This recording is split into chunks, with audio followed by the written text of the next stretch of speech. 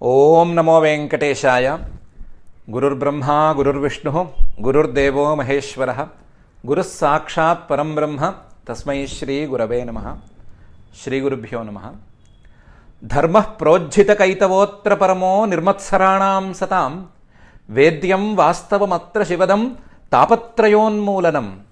శ్రీమద్భాగవతే మహామునికృతే కిం వా పరైరీశ్వరః సద్యో హృద్యవరుధ్యతేత్ర కృతిభిః శుశ్రూషుభిస్తత్క్షణాత్ అని శ్రీమద్భాగవతంలో వేదవ్యాస మహర్షి గారు రచించినటువంటి 2వ శ్లోకం. ఈ శ్లోకంలో భాగవత మాహాత్మ్యాన్ని మొత్తాన్ని రంగరించి వేదవ్యాసుల వారు చెప్తున్నారు.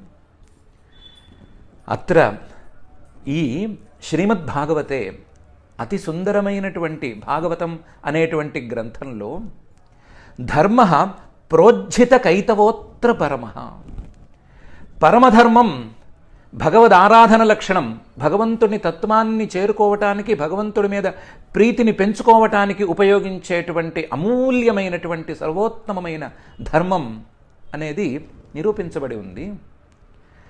ఎందుకు ఇది పరమధర్మమైంది అంటే ప్రోజ్జిత కైతవ.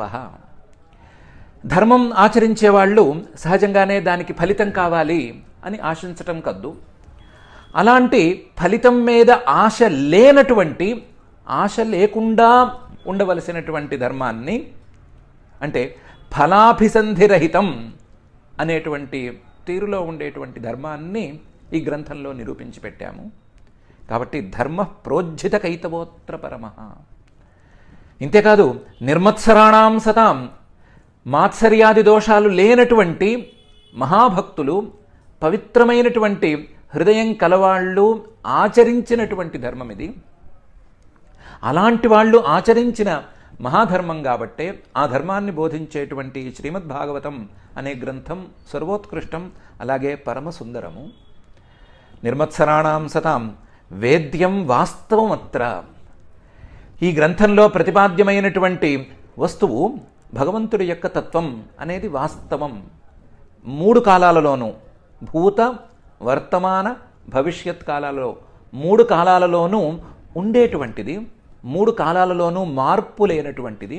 అలాంటి వాస్తవమైనటువంటి తత్వాన్ని, వస్తువుని ఈ గ్రంథంలో చెప్తున్నాము. అందువల్ల కూడా ఇది సర్వోత్కృష్టమైన గ్రంథము.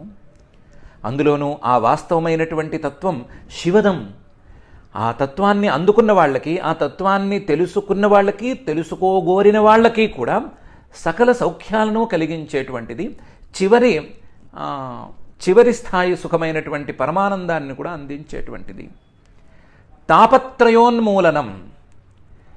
మానవులకు, జీవులకు సహజంగా ఉండేటువంటి ఆధ్యాత్మిక, ఆధిదైవిక, ఆధిభౌతికమైనటువంటి 3 రకాల దుఃఖాలను లేకుండా చేసేది, కూకటి వేళ్లతో సహా పెకిలించేసేటువంటిది ఆ తత్వం. అలాంటి తత్వాన్ని, అలాంటి ప్రయోజనాన్ని కలిగించేటువంటి తత్వాన్ని బోధించేటువంటి గ్రంథం ఇది. శ్రీమద్భాగవతం అతి సుందరమైనటువంటి భగవంతుడి యొక్క లీలల్ని, భగవంతుడి యొక్క తత్వాన్ని కథారూపంలో, ఉపదేశాల రూపంలో, అందమైన వివరమైనటువంటి ఉపదేశాల రూపంలో అందించేటువంటి సుందరమైన గ్రంథం ఇది శ్రీమద్భాగవతే.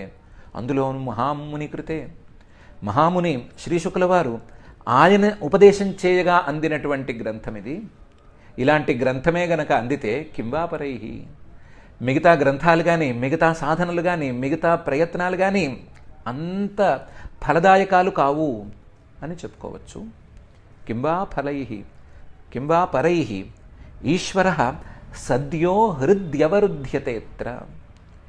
ఈశ్వరుడు, ఆ పరమేశ్వరుడు ఈ శ్రీమద్భాగవత గ్రంథాన్ని విన్నంతనే హృద్యవరుధ్యతే, వెంటనే మనసులో నిల్చుండిపోతాడు. విన్నంతనే అనేది చాలా చిన్న మాట.